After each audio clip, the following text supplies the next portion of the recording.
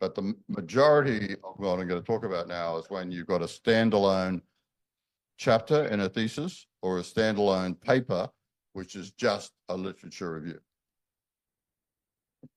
So the thing that's changed is it's not just going to be a list of papers that you were given or heard about doing your undergrad, master's, and PhD, right?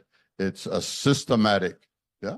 What that means is then, given your research question, you will go to a global database, yeah? Global library, like the Web of Science or Scopus, right? You've heard of those? All your libraries will have subscriptions to those. So given your research topic, you will come up with a list of keywords to search.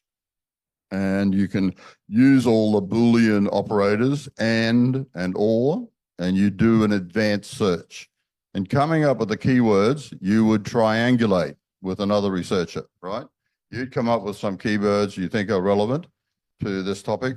They would come up with some keywords, and then you'd triangulate to come up with the best keywords. Yeah.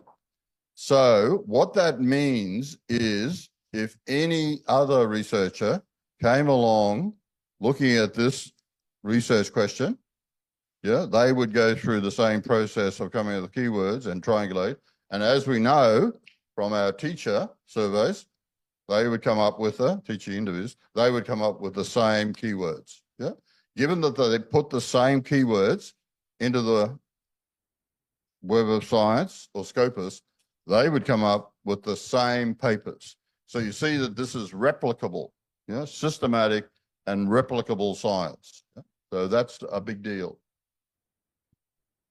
So another researcher with the same research question will likely come up with the same keywords. Since they're using the same database, they'll end up with the same papers. Yeah. So this is very systematic, and so it's scientific.